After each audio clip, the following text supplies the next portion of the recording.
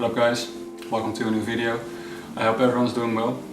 Today I just wanted to make a quick little video about this plugin called Span. It's made by Voxengo. It's right here. It's a free spectrum analyzer, and if you set it up correctly it can give you a lot of insight in what you're actually listening to. In this video I'll explain how I use it and why I use it.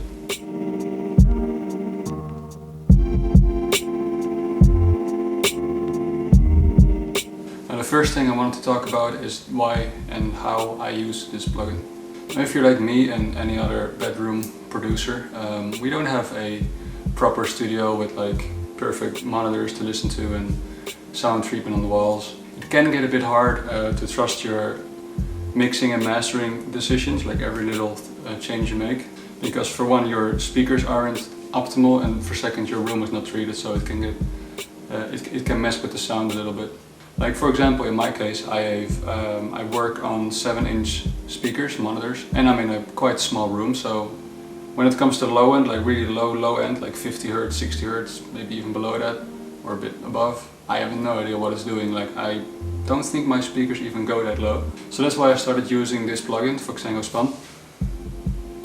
It's still there. To check what my low end is doing, and well, that was the first reason why I started using it, and then I came into more realization that it's quite cool for other stuff as well. So I will just insert a beat here magically, like poof, and then we will take a look at how it can function, what it actually looks like using it.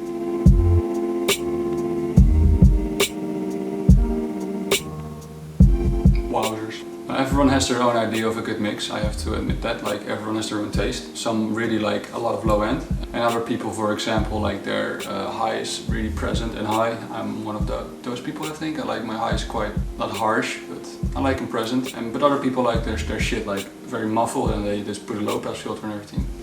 To each their own. So my advice would be to play a song that you personally like a lot, one of your favorite productions, and see how it matches up in one of these plugins, and just look at the shape of the overall mix, and then once you're actually mastering your own track, you can compare them with each other and just see how they match up. Maybe your favorite track has a lot more low end than you're actually worst mixing originally, and you can adjust it, and you know, that way you can slowly start shaping your sound. I just realized I was looking into the screen, not into the lens. And I'm not saying that this is the plugin that will automatically boost your tracks to the next level, mixing wise, mastering wise, because that's just not true. But you know, it's another tool to achieve that sound which you're after. It was for me, anyways. Like this plugin really helped me to make my mixes and masters more consistent. So with this plugin you can compare your mixes to other people's mixes, and you can also see where your track may need some adjustment EQ wise.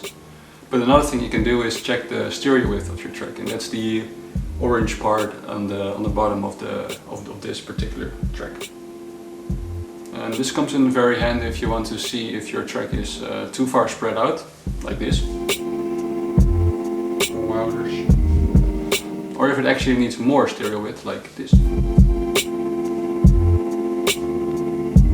What I also learned from this plugin is that I always remove all the stereo width of my low end until like 100 Hz completely. I'm not really sure the science behind this, I have no clue, but I saw some people talking about this topic, and apparently it's a common thing to do, and it really helps to clear up your low end or something. But now if you download this plugin and you open it, it will look way different than this. It will actually look like this. I'm just looking at a couch. Yeah, look like this, like a couch. So I will give a quick rundown on these settings, and I mean, I'm just copying from someone else. I didn't make these settings up, so if you want to have a more detailed description on how to set up these settings, I will put a link down in the description, and there's a guy that will explain it way better than I can. But if you don't want to watch another video and just want to be done with it, here's a quick rundown of my settings. Now first off, I like to hide these meters on the side and the bottom. I think they're also on the bottom, just to make it look a bit cleaner. I don't know. You can do that by clicking here. Now you can click on this little gear icon in the top right. This will open the settings tab. Then you can come over here and set the block size to 8K and set the average time to 6K. Next you can go to this little setting, which I'm pointing at right now. You can setting it at 1/3 of an octave. Now for the orange stereo width part in this little thingy here, You can open up this menu and you click on mid-side stereo. Now click on this button if you want to toggle between the two. And then you can click on the gear icon on the top right again, and you can adjust the settings the same as the previous one. So again, it's 8125 and the other one is 6K. However, you don't have to use the smoothing function, you can just leave that off. If you go back to the menu where you can toggle between the two, you can click on the mid again. And if you then click on underlay, you can select the side mix, and it will probably show you your side mix like this example right here. So yeah, that's pretty much it. That's done. That's all I had to say about this plugin. But I hope that some of you at least found this video helpful enough and that you learned something from this.